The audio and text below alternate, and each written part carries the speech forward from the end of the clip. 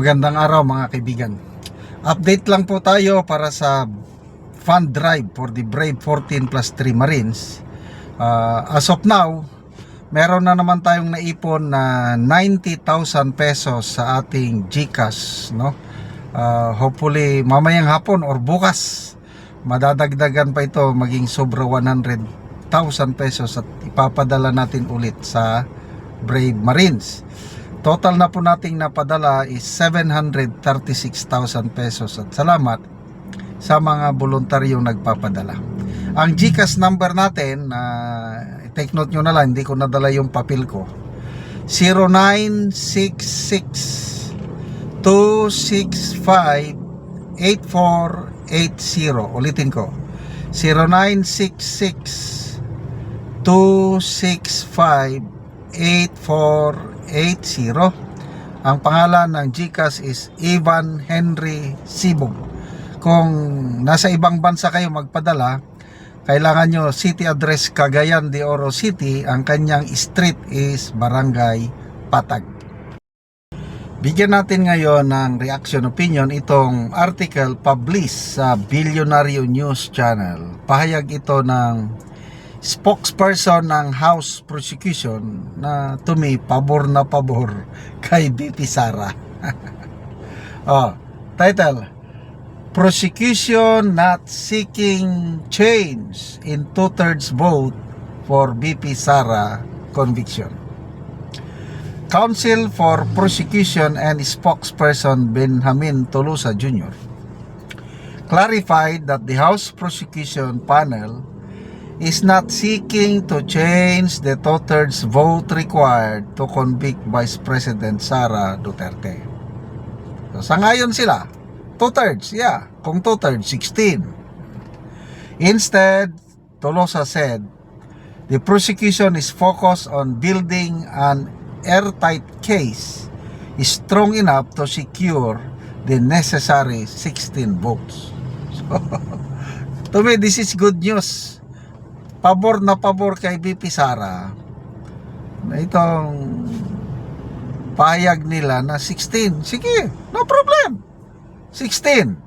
Hindi namin babaguhin yan. Kaya ang kailangan namin mag-present ng malakas na ebidensya. Go. Sabi ni Atty. Tolosa, we have always said our focus is to present an airtight case and sisiguraduhin namin we will be able to back it up with solid evidence para kung ano man yan, ultimately, anong magiging interpretation sa 2/3 vote, we will be able to secure that. Under the Constitution, conviction requires the concurrence of 2/3 of all Senate members. With 24 senators, Senate Impeachment Court Presiding Officer Francis Escudero has ruled that at least 16 votes are needed to convict Duterte. Sabi ni Tolosa, we're not giving the impression or the message na gusto na naming palitan nila ang 2/3 vote. We have never said that and we're not saying that now. And if 2/3, we respect it. And again, our job is to present evidence to secure that vote. Tolosa issued the clarification after some reports interpreted his earlier remarks to mean that the continued absence of several senator judges should prompt the impeachment court to reconsider its ruling on the voting threshold. He said the prosecution has consistently respected Escudero's ruling and has stayed away from counting potential votes among senator judges. Sabi niya, our position in this has been consistent from the start. Mula nung ginawa yung decision na yan ng presiding officer, we will always said we will respect. And we always said anyway that has never been our focus. We don't engage in vote counting from the start. So, di maganda.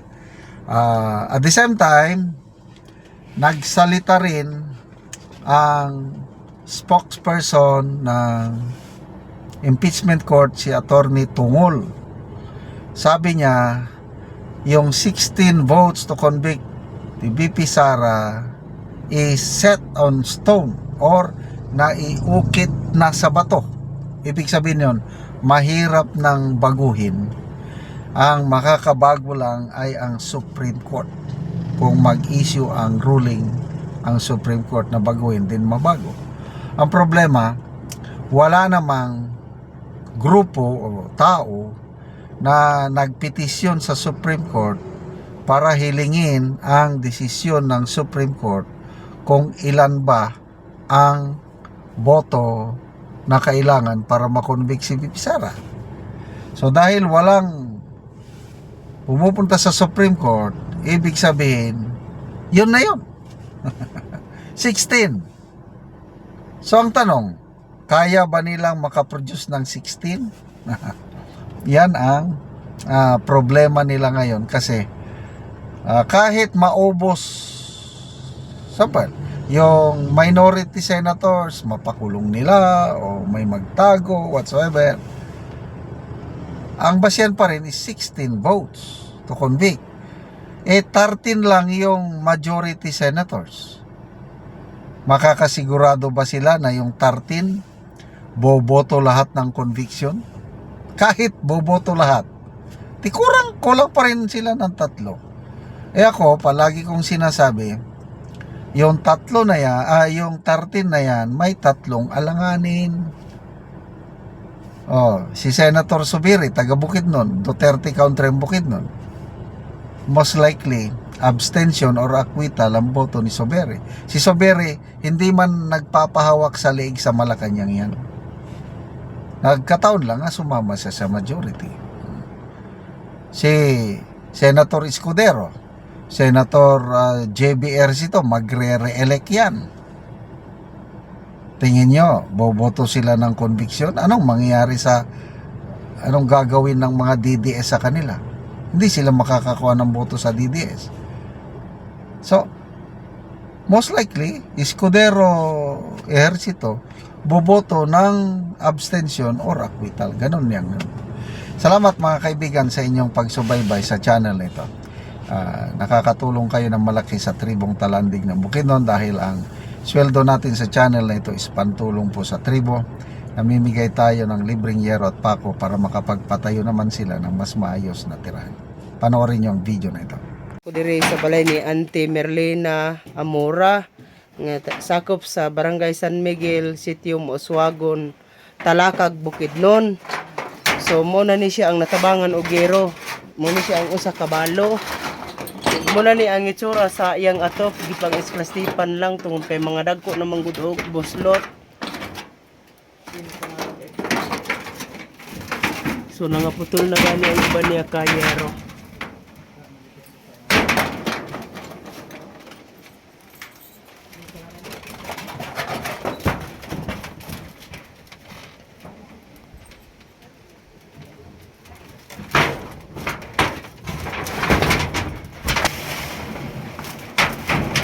Ug mo na niyang gitabang nga yero nga napulo ka buok nga di 8 ay atop karon ni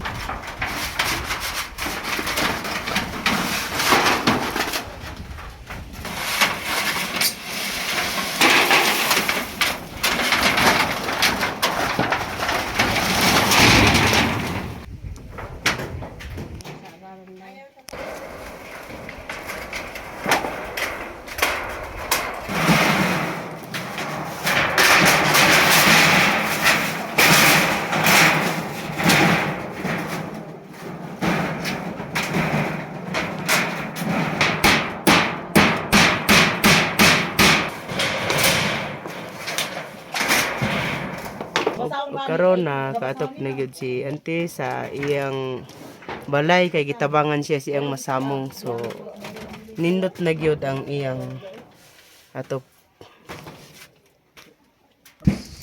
Salamat sa sin na nakaatop ko kay gitabangan ko sa akong masamong. Salamat sa naghatag, salamat sa grasya, salamat sa Ginoo, salamat sa dako sa grasya sa Ginoo. Oo, so Auntie, napa kay bana wala na. Wa na gyud. Pila na ka tuig ante sa imong pagkabalo? Pila yan si Pila ang tuig ante? 14. 14 na ka tuig. 14 na katuig pagkabalo na ako. So ikaw ra gid ante diri sa imong kwan. Pila ka buki mong anak ante? Upat. Upat. Isa ra ang wa maminyo na narabaho na. Ay, so ikaw ra karon sa imong balay. Ako ra isa. Salamat kay ante. Salamat sa